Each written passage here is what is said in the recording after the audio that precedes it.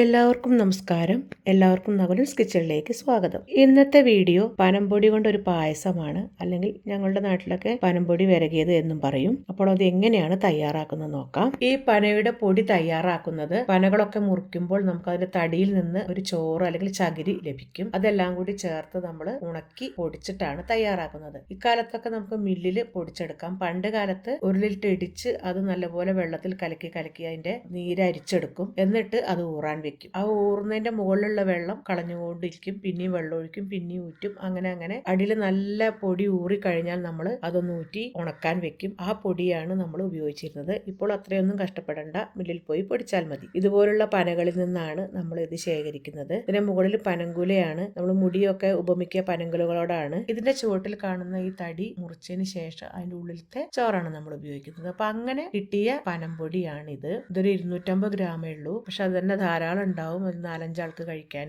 ഇനി നമുക്ക് ആദ്യം തന്നെ 1/2 കിലോ ശർക്കര നമ്മുടെ ആവശ്യത്തിന് അങ്ങോട്ടോ ഇങ്ങോട്ടോ ഒക്കെ എടുക്കാം. ഞാനിവിടെ 1/2 കിലോ ശർക്കര ഒന്ന് ഉരുക്കി എടുക്കുന്നുണ്ട്. അതുപോലെ ഒരു പാത്രം നമ്മൾ കുറച്ച് നെയ്യോ വെളിച്ചെണ്ണയോ ഒക്കെ പുരട്ടി മാറ്റി വെക്കാം. ഇനി ഈ പാനിലുള്ള പൊടിയിലേക്ക് നമ്മൾ സാധാരണ വെള്ളം ഒഴിച്ചു കൊടുക്കുകയാണ്. തീയൊന്നും ഇപ്പൊ കത്തിക്കണ്ട. നല്ലപോലെ ഒഴിച്ച് വളരെ ലൂസായി നമ്മൾ കൂവയൊക്കെ വരകണ പോലെ തന്നെയാണ് ഇത്.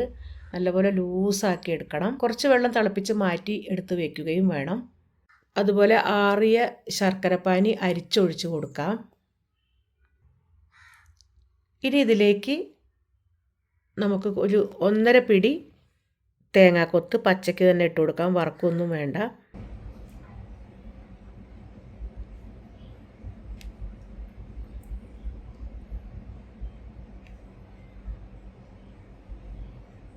ഇനി തീ കത്തിച്ച് ആദ്യം ഒന്ന് പാത്രം ചൂടായി കഴിഞ്ഞാൽ മീഡിയം ഫ്ലെയിമിലിട്ട് ഇളക്കിക്കൊണ്ടേയിരിക്കണം, കൈയെടുക്കാതെ. ഇത് പെട്ടെന്ന് തന്നെ കുറുകുകയാണെങ്കിൽ തിളപ്പിച്ച വെള്ളം അങ്ങനെ ഒഴിച്ചൊഴിച്ച് കൊടുത്ത് നമുക്ക് നീട്ടി എടുക്കാവുന്നതാണ്. അല്ലെങ്കിൽ എല്ലാ പൊടിയും ഒരുപോലെ വെന്ത് കിട്ടില്ല.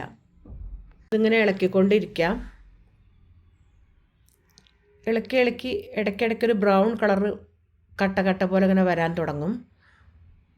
ഇനി നല്ലപോലെ ഇളക്കി പെട്ടെന്ന് കട്ടയാവണമെങ്കിൽ ചൂടുവെള്ളം ഇങ്ങനെ ഒഴിച്ചു കൊടുക്കുക. ആ വൈറ്റ് കളർ കാണുന്നതൊക്കെ ഈ ബ്രൗൺ കളറായി കിട്ടണം. ആവുന്ന വരെ ഇളക്കിക്കൊണ്ടിരിക്കുക. പെട്ടെന്ന് കുറുകയാണ്, അതുപോലെ വെള്ള കളർ ഇങ്ങനെ കാണുകയെന്നുണ്ടെങ്കിൽ കുറച്ചും കൂടി തിളച്ച വെള്ളം ഒഴിച്ചു കൊടുക്കുക. അങ്ങനെയാണ് ഇത് എടുക്കേണ്ടത്. ഇതിലേക്ക് ഏലക്ക, ജീരകം, ചുക്ക് എന്നിവ പൊടിച്ചതും കൂടി 1 ടേബിൾ സ്പൂണോളം ചേർത്ത് കൊടുക്കാവുന്നതാണ്. ഇല്ലെങ്കിൽ വെറും ഏലക്കാപ്പൊടി ആയാലും മതി. പഞ്ചസാര കൂട്ടി പൊടിച്ചിട്ട് അതായാലും മതി. 1 ടേബിൾ സ്പൂൺ നെയ്യ് കൂടി ചേർത്ത് കൊടുക്കാം. ഇളക്കി കുറുകുന്ന സമയം, എല്ലാം വെന്ത് വരുന്ന സമയത്ത് നമുക്ക് ഇത്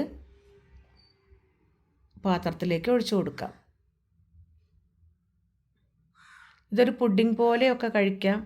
ഇതിന് പനംപൊടി വിരകിയത് എന്നാണ് പറയുന്നത്. ചിലർ പനംപൊടി പായസം എന്നും പറയും. അപ്പോൾ വളരെ ടേസ്റ്റിയാണ്. ഇത് വളരെ സ്റ്റിക്കി ആയിട്ട് ഇങ്ങനെ ഒട്ടുന്ന പരുവം പോലെയാണ് ഉണ്ടാവുക. പക്ഷെ ചൂടോടെ കഴിക്കുമ്പോൾ നല്ല ടേസ്റ്റാണ്. ഇളം ചൂടോടെ കഴിക്കണം. തണുത്ത് കഴിച്ചാലും നല്ല ടേസ്റ്റാണ് കേട്ടോ. അപ്പോൾ പനംപൊടി കിട്ടുമ്പോൾ നിങ്ങളും ഇതുപോലെ ഒന്ന് ട്രൈ ചെയ്ത് നോക്കുക. വളരെ നല്ലൊരു സ്വീറ്റാണ്. പണ്ട് കാലങ്ങളിൽ ഇത് ഉപ്പ് ചേർത്തൊക്കെ ഉണ്ടാക്കിയിട്ടുണ്ടായിരുന്നു. വിശപ്പടക്കാൻ വേണ്ടിയിട്ട് ആൾക്കാർ അങ്ങനെയും ചെയ്തിട്ടുണ്ടായിരുന്നു. അപ്പോൾ പനംപൊടി പായസം ഇഷ്ടപ്പെട്ടു എന്ന് വിചാരിക്കുന്നു. ഇഷ്ടമായെങ്കിൽ വീഡിയോ ലൈക്ക് ചെയ്യാനും ഷെയർ ചെയ്യാനും കമൻറ്റ് ചെയ്യാനും മറക്കരുത്. ആദ്യമായിട്ട് ഈ ചാനൽ കാണുന്നവരുണ്ടെങ്കിൽ സബ്സ്ക്രൈബ് ചെയ്യാനും മറക്കരുത്. അടുത്ത നല്ല വീഡിയോസ് ആയിട്ട് വരുന്നവരേക്കും ബൈ.